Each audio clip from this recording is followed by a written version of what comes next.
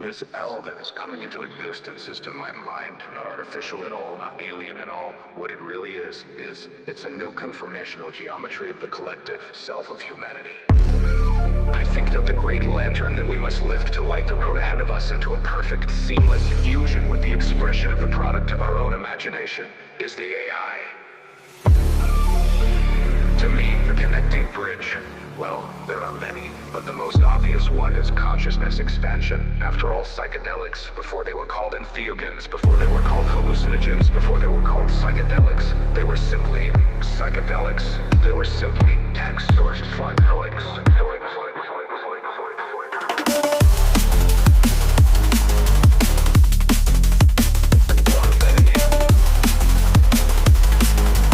But the most obvious one is consciousness expansion. All psychedelics, before they were called entheogens, before they were called hallucinogens, before they were called psychedelics, they were simply text-sourced psychedelics. Called conscious intelligence. Called conscious intelligence.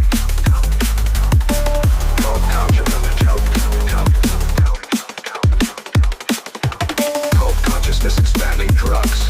Phenomenal description of what they do.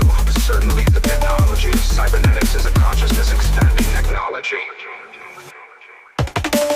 Progress has always depended on the whispering of alien minds, confrontations with the other probes into dimensions where imagination and chance held the winning hands. So the shaman as paradigmatic figure is applicable both as in the aboriginal social context and in the present social context. The Skywalker, the one who goes between, the one who passes outside of the tribe and then returns with memes, insights, cures, designs, glossolalia technologies, and refertilizes. The human famine, this means it's irrational, but it's how it actually happens, and it's how it's always happened, and it may very well be the only way that it can happen. This cultivation of the irrational, this flirtation with the breakdown of boundaries.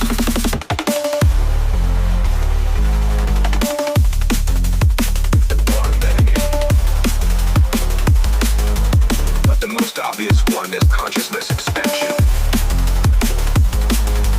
After all, psychedelics, before they were called entheogens, before they were called hallucinogens, before they were called psychedelics, they were simply text-sourced psychedelics. Called conscious intelligence. Called conscious intelligence. The human family, by this means, it's irrational. It's how it actually happens, and it's how it's always happened, and may very well be the only way that it can happen. This cultivation of the irrational, this flirtation with the breakdown of boundaries.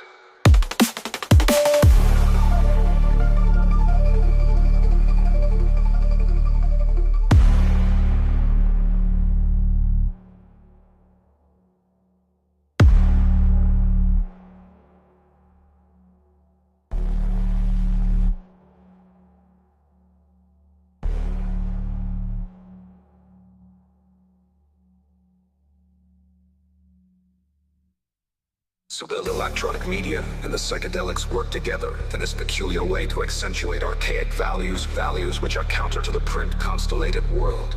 And when you deconstruct what that means and look at the aboriginal, the Paleolithic, or the archaic world, you see that the central figure in that world is the shaman, male or female, the shaman. And the shaman is like a designated traveler into higher dimensional space. The shaman has permission to unlock the cultural cul-de-sac of his or her people and go behind. Go behind, and go behind. But the stage machinery of cultural appearances, it has collective permission to manipulate that stage machinery for purposes of healing. We have no institution like this. I mean, we have advertising, we have rock and roll stars, we have cults of celebrity, we have things which are shock-like, we have no real institution that permits human beings, in fact encourages human beings beyond their cultural values to burst through in some transcultural super space forage around out there and bring new means back into the tribe. To some degree our artists do this, to some degree our scientists do it, but it's all hiddenness, it's all willy-nilly, and once achieved it must be swept under the rug in the service of the myth of method, that somebody was following somebody else's work, or somebody was applying a certain form of rational, logical, and a certain form of rational, analysis, and rational, logical analysis, and meant to lead to their breakthrough. And virtual reality is a very sexy and assuming concept of normally presented, machine-sustained immersive reality is to trick your senses into believing you're in a world that you are in fact not in.